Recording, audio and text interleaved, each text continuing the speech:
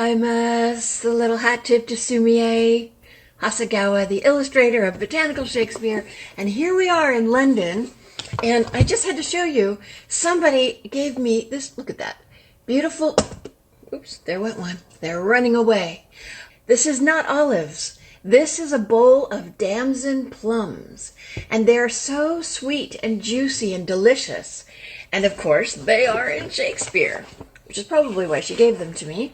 But anyway, so Shakespeare mentions plums quite a lot, and there they are, plums, and the plum tree, and he mentions plum tree gums, but he also mentions damsons specifically in Henry VI Part 2, where Simcox is saying to Gloucester, or Gloucester, "Alas, good master, my wife desired some damsons and made me climb with danger of my life." So who knows if it was plums she actually wanted, but he had to climb up the tree to get them. So that's the damson line for damson plums. And one of the reasons that I do this, as I've admitted before, is that I want to help people layer their life. You know, it's not just plums, and this is probably, you know, what they make prunes out of too.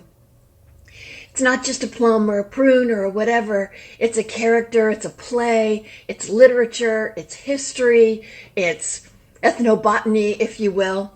So lots of layers going on. And I just learned from an actor called Lisa Volpe out in California, who's playing Oberon at Theatricum Botanicum, which is this amazing outdoor theater started by Will Geer of the Waltons. If any of you go back that far or watch reruns, I think it's on TV Land in America. And the guy who played John Boy, Richard Thomas, who's an amazing actor, and I saw him play just an incredible Timon of Athens, maybe the best one I've seen so far. I think I've seen about 5, maybe, Timon of Athens. But anyway, he was incredible. And he was the one who told me about Theatricum Botanicum, because I don't live on the West Coast. But we are bringing on somebody from the West Coast in one moment, because it's the last Sunday of September, and we have to get in our cocktail of the month from our play of the month. But I just wanted to show you a couple of other things I got. Sprouts are not in Shakespeare, and these are not sprouts. They're chocolates disguised as vegetables, which I just found funny. And also, really crazy, went into Marks and Spencer and had to get this. I'm getting my Christmas presents now, just because I thought it was so cute. So cute. But it's September, and people are, and you know, they've got Christmas stuff now. Over here, I'm in London, they don't necessarily have, they don't have Halloween as much as we do in the States, so I'm sure Halloween is cramming the aisles. It was probably in August. Anyway, and also Christmas pudding truffles, which I thought is usually plum, although it's got different flowers and your little partridge in your pear tree and various other things, carnations and stuff on there. Anyway, so the line of the week, again, for your health. We do Shakespeare Therapy, herbal healing, cocktails, all of that stuff for your health, mind, and body. And the O and the breathing is to connect the vagus nerve, the brain, to the heart. So we were talking about yesterday in this talk for Shakespeare Roundtable, the idea of the body as a tuning fork. And so all the 5 senses, you know, the smell, I don't have any. Oh, I do have something to smell. So there's the damson inside. And you want to engage your 5 senses, especially first thing in the morning. And it is the first thing in the morning for our California guest today, historical drinkery master Drew Bolander. And I see him here. Oh, the line of the day is, "Oh, what learning is." I warned you last week, I think, that I was going to bring that back. Hello. Oh, no, it's cold where you are. Yeah, I know. I wanted to do this outside, but 1 month makes a difference. That's amazing, because you were in the sunshine, and you would think, I mean, it's not that cold in London today. How cold is it? Where are you? Well, it's probably like the high 40s, Northern California. Okay. Well, It's See, fun. if you want sun still and an extended summer, come to New York or London. Yeah. Don't go to California. Okay, so I'm so excited about our drink of the month because, and this was Drew's suggestion, because we were thinking, what are themes for September? The obvious one is back to school. And who's in school? The guys from Love's Labor's Lost. They decide, oh, we're only going to concentrate on education and learning, and we're not going to have anything to do with girls, girls, girls. And, and then what do they end up doing? So maybe fueled with cocktails. I don't know, Drew. You're going to tell us. Very abstemious. They probably wouldn't have any of this. So this cocktail, at the end of the play Love's Labor's Lost, they put on for these girls who they are trying to shun or trying to get in with. We won't say what or how. Yeah. Spoilers, no. No spoilers. Yeah. So they put on the play of the Nine Worthies. And so in order to I've included 9 Shakespearean botanicals in this cocktail. Excellent. And you'd be surprised at how many botanicals are actually in most of the things drink. So we'll get. Okay, you're breaking up a little bit. So most of the, because one of my rules is that the botanicals are from the actual play, and Love's Labor's Lost has a fair few of them. That's the one that has lemons and nutmeg and clove and all that kind of stuff. Yep. Excellent. Okay. Yeah. So I'll start to build this cocktail from the bottom up, and we'll start with our first, my smeller for the morning, which was this mint from the garden. This mint. Mm-hmm. And that's the line. These mints. Yeah. But I didn't include a columbine. We can make like 100 Love's Labor's Lost drink. Maybe that will be a challenge for. We were just asked to do some sort of a festival or something in Birmingham. So we're gonna Nikki B, who does all the graphics and everything, we're gonna try and figure out if we can do it, because it's the end of October, so we would have to put something together very quickly. But I could definitely see like 100 cocktail challenge. Yeah. See, I haven't even had any cocktails yet. Okay, carry on. Number 1 is mint, and we're going to throw that in the bottom of this very tall shaker that I have, because my other one. Shaker. This is a double, so you can make multiple drinks in here. Oh, okay. How I'm working with this. So take your mint, throw it at the bottom, and now so here comes plants 2 and 3. Twice or 2, 3, and 4. Surprising. I know they're all condensed. So this is made. This is a syrup made with cloves.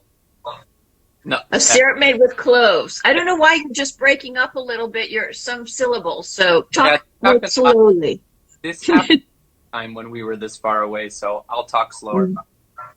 So cloves, but also there is nutmeg in this, and it is a simple syrup, which means also sugar in this, which is the line. Line one of the girls has about sugar. So, should I backwards? What I had? It does work when you talk slower, though. You don't break up as much. Isn't that interesting? Am I breaking up to you at all? No. So it's probably my connection here. I'm on. It's always worse on my phone. So here, and I did this backwards. I'm gonna have to pour in this lemon, because lemon is with cloves. So this is gonna be 3/4 ounce lemon. Okay, so here is our sugar pages, and we are one of the few people who includes sugar as the plant, just because it was already processed by the time it got to England, although they did try to grow it. But so it's not the most gorgeous plant in the world, but we do say all, so it is all. But the line is, yes, the Princess of France. She says, honey, milk, and sugar, there is 3. Mm-hmm. Oh, what have you got in your mouth? Nothing. Oh. Okay. A thought, I suppose. So here's your clove and nutmeg syrup. And it's 3/4 ounce. You'll pour that in. So Three-quarters. clove, nutmeg, sugar, mint. So far we have. And I had to pour in my lemon juice because I only have one. So 5. Okay. But you're going to take this, and this is what I have to muddle this with. It's a wooden spoon because this is so deep. Mm. This. You're sort of like the MacGyver of cocktail making because you're figuring out how to get the things muddled. The muddling MacGyver. Okay. So, for those that didn't hear, I have muddled mint with the simple syrup, which is sugar, nutmeg, and clove. And now I've added lemon. So Okay. At this point, you will add your ice. It's not a botanical. Not a botanical, and they didn't have frost fairs when the Thames froze over. So ice is definitely mentioned. Yes. But no, not a botanical. Oh, I'm making a noise, sorry. We will get ourselves in 1 to 8. Okay. Which is this here is a used whiskey. So you have cedar, that's 1. And you have whiskey, which is made out of corn, and not the corn that you here in the States or modern. And it's aged. Like, fantastic. Yes, definitely. Everyone's drinking more botanicals than they think they are. It's so healthy, cocktails. It's definitely a form of herbal therapy. I suppose we should do a virgin cocktail at some point, but yeah, we could. For the Virgin Queen. Yeah. All right. Right. So 2 ounces of that. Now you have everything that you're mixed except for our garnish. Oh, I also had a little. Here is we have lots of wheat around here right now. Yay, because it's harvest time, and we just had the equinox, which is the harvest, and the full moon was, what was the full moon? Full moon in Pisces. We had a post on that. Yeah, so we have all around right now. This actually could be barley. Barley and wheat look a lot alike. But it looks like barley because it's got those horns. It's got the horns instead of the round thing, yeah. All right, here is our glass. So what we're going to do is we're going to mix up everything. I can hear my delay on your coming out of. Isn't that weird? Technology is not foolproof. No, here's a little barley. There we go. Doesn't quite look like what you have, so maybe. No, well, that looks like it's still growing, and mine is definitely dead. Oh, I'm going to go grab my glass, which is in the other room. That's the thing about it. Okay. So I don't know if the Orthodox would approve of, what learning is, including making a cocktail of the month, but why not? I mean, the Renaissance tenet was learning through delight, right? And so if this makes you feel delightful or delights your senses in some way, even just the learning of the different ingredients, and as Drew said, that you're drinking a lot more botanicals than you think, even when you just have a glass of whiskey. All right, so you're going to pour your cocktail. 8 of your worthies you will pour into your a brandy snifter because I think it looks rather nice. Mm-hmm. And finally, your at the tail end, mentioned at the tail end of the day, is daisies. And these actually are pie with multiple colors, if you can see. Pie daisies. Yeah.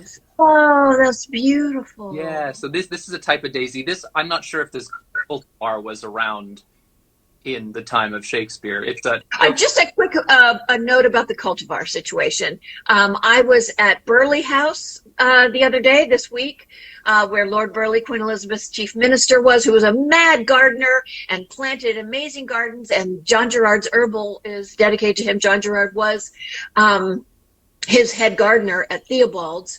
And then Burleigh House, I don't know who his gardener was. And the woman who replanted the Kenilworth garden and revived that was giving a talk.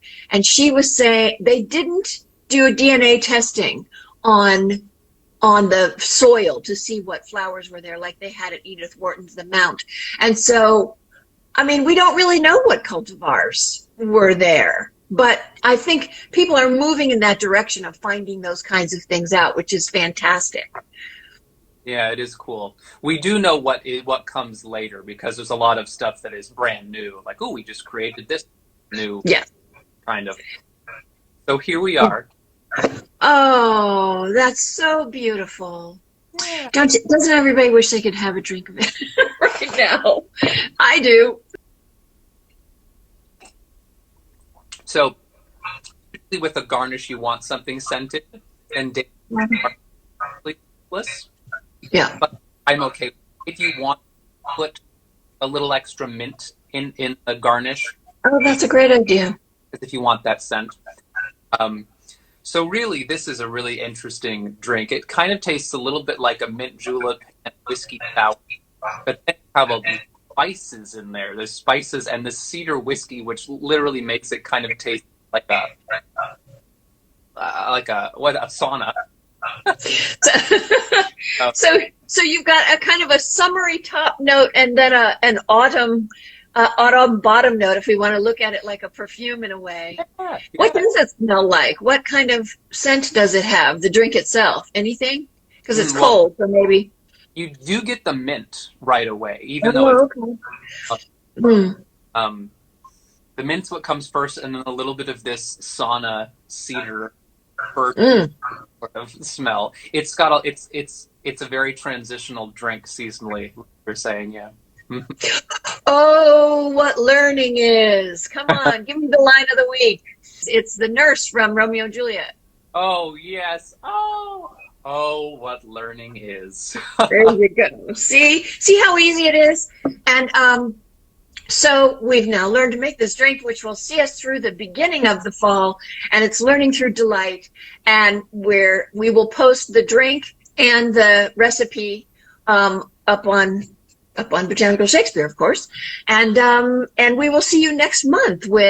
Next month is October, so I have an idea what the theme will probably be, but we'll see. Excellent. Anyway, stay tuned for the cards. I will be back in New York next Sunday, and I'm sad to leave London, but anyway, thanks for coming on. That sounds like a delicious drink, and next time I see you, I want a taste of it. Okay, bye.